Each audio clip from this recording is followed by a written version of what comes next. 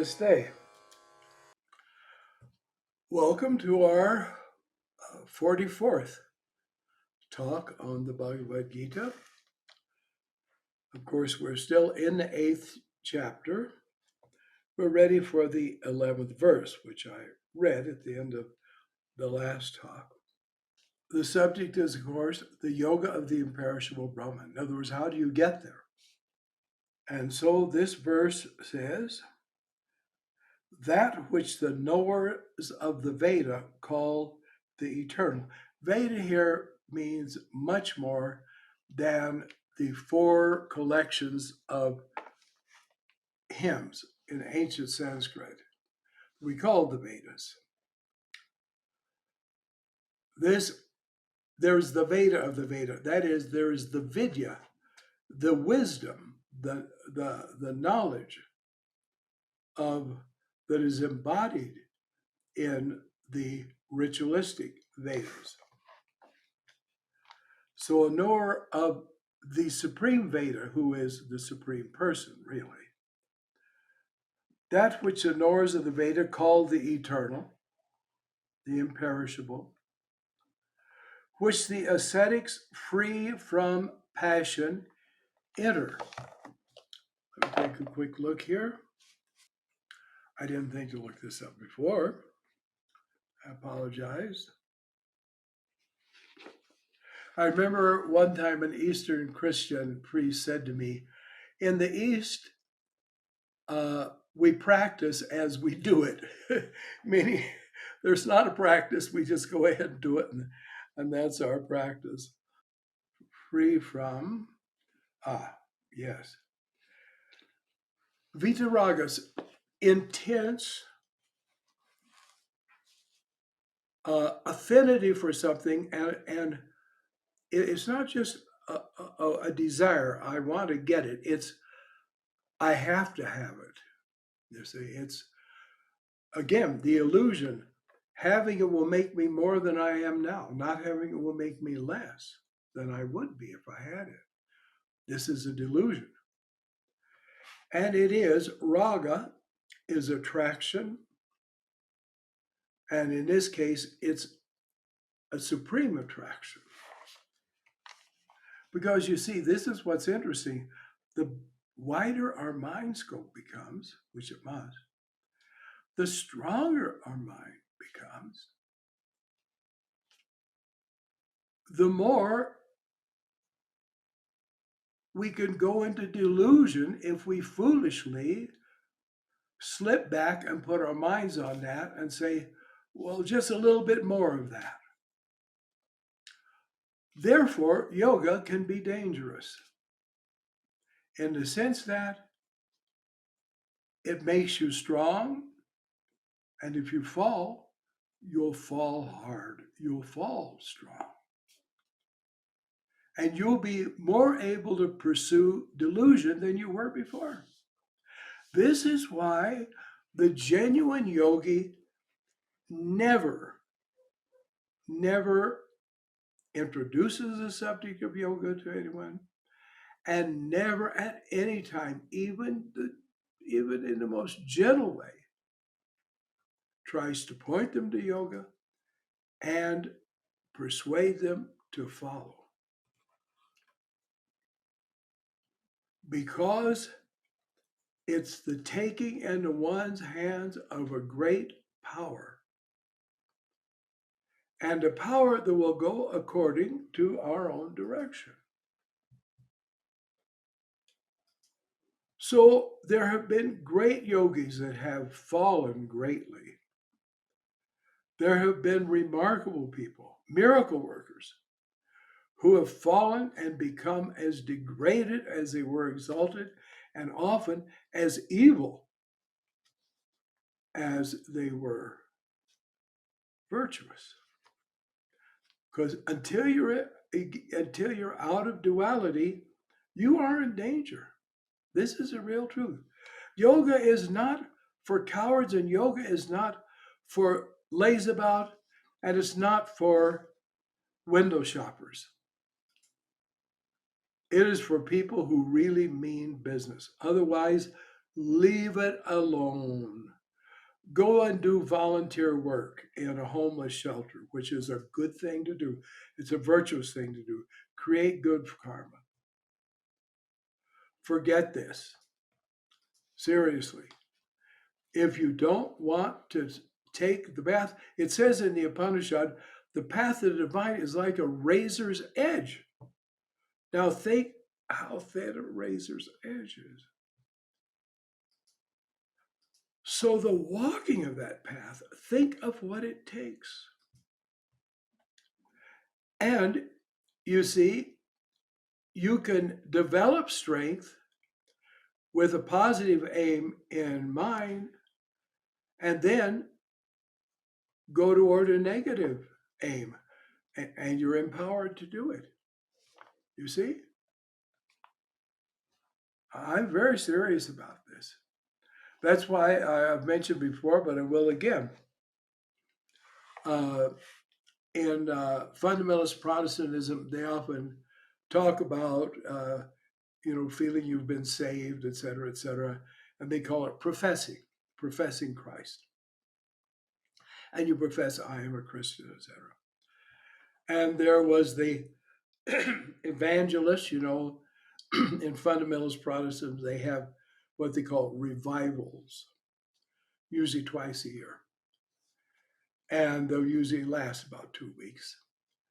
And an evangelist comes, he's a special person, he speaks, and he talks all about getting saved and he scares as many people as he can and makes big offers as many people come, and then supposedly they get themselves saved. Okay. And then they profess in certain denominations, they have to stand up front of the congregation and say, I do accept Jesus as my Savior, et cetera, et cetera.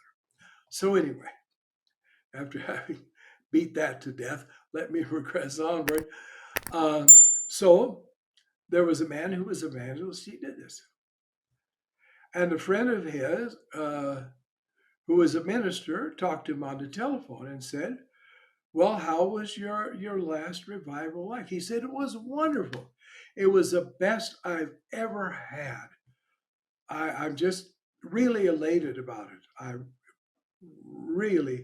It was as much as I could ever want it to be. So the man said, oh, how many people got saved?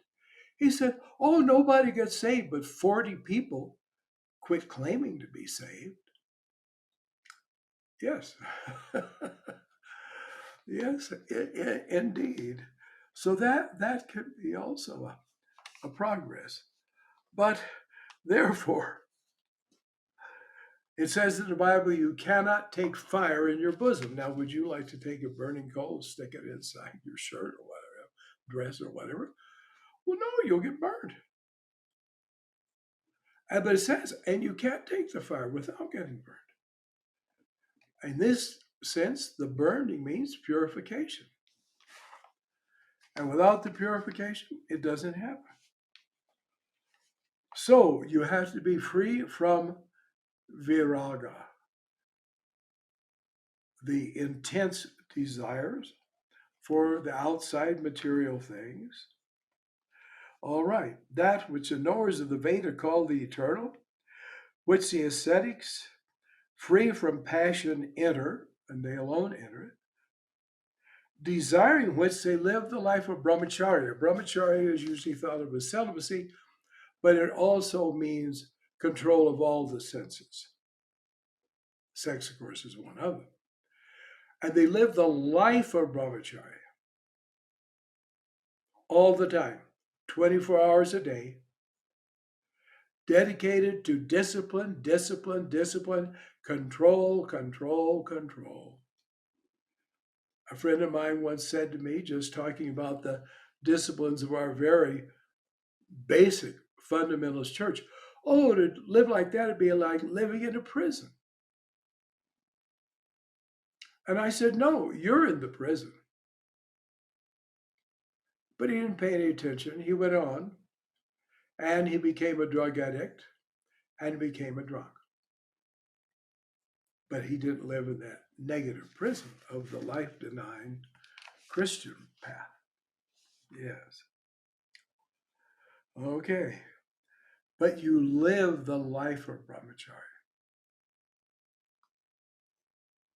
And that takes in all of these disciplines, not just denial of things, but also the positive. You don't get rid of a vice, you develop virtues. This is all the life of Brahmacharya. That path I shall explain unto you briefly. Okay. Now, what does he do? Say, okay, well, first be sure that you don't make enemies of your neighbors. No, he starts right off with meditation, closing all the doors of the body. In other words, you close the eyes and you don't have to plug up your ears and plug up your nose, but you enter into silence where none of the senses need function. You have to have a right environment, a place for meditation.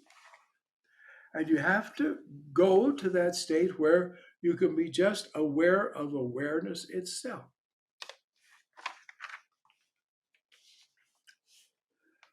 Closing all the doors of the body, confining the mind in the heart, not meaning just down here in the heart chakra, but in the cardia, the core of our being. In other words, in the inmost consciousness. Drawing his pranas into the head.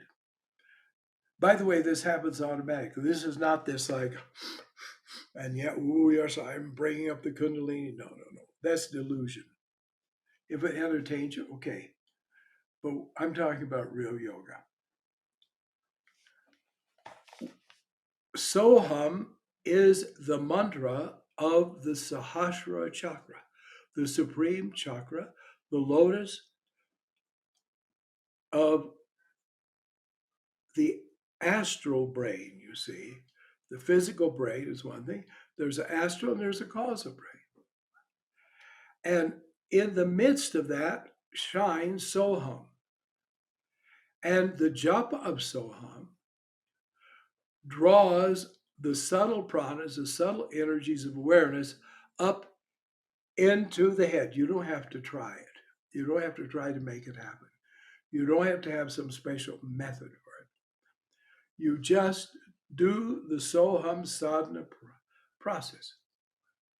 You breathe naturally. When your breath comes in naturally, of course, breathing just through the nose, not the mouth. You mentally intone so, and when it goes out, you mentally intone hum, so, hum, so, hum. And that makes, this awakens actually the Sahasrara. And there's nothing wrong if we feel a little drifty in meditation, but deliberately kind of, feeling and think, okay, that soham sound, that's happening here. Just for a few breaths and then let it go, because you don't want to get distracted by doing stuff. Okay. Establish in yoga concentration. In other words, totally absorbed in the subtle sound of so hum. You're aware of your breath, certainly. Then you become aware of your inner breath, because through the outer breath, you become aware of the inner breath. And you're aware that that inner breathing is going on. And with that, you continue so hum, so hum. It's like peeling off the layers. You get into deeper, deeper toward the core of things, the core of your very consciousness. Uttering Om, the single syllable Brahman. Om is the seed mantra of objective creation. Soham is the seed mantra of interior consciousness. Why does it say this? Because at the time this was written down, people were also very ritualistic. They did all kinds of things, fire sacrifices and everything, for purification of the world, but also the gaining of personal enjoyments, actually, or personal possessions. And so for the external person it was Om. For the internal person, it was Soham. But the Soham, this was never written down. This was why you had to have a teacher, not in the sense of the guru worship thing, but only a teacher who's learned real yoga knows that Om is a outside word and Soham is the inner, the spirit word, the spirit breath. So uttering this Soham, meditate, which is Brahman. As again, Brihadaranyaka Upanishad, in the beginning there was just the Purusha, which first said, Soham is me, I am Soham. Okay. Meditating on me, the me is Soham. Departing thus from his body, he attains the goal supreme, because Soham is the goal supreme. It's as simple as that, but it's not as easy as that. He who thinks of me constantly, whose mind never goes elsewhere. That's because throughout the day you are aware of your breathing and you do Soham Japa in time with the breath. You undo even your external life, even when you're working as a job. You make that an extension of your sadhana. You turn everything you do that is, of course, right and not prohibited by moral precepts, you turn it into sadhana itself.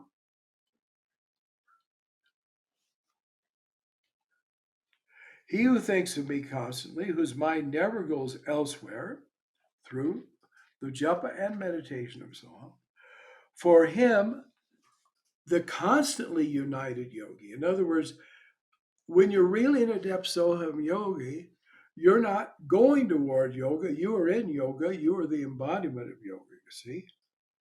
And you're united with that Soham Atma, that Soham self. I'm easy to attain. Now, the doing of it for the untrained mind and for the materialistic mind and for the externally addicted mind, well, it's not easy.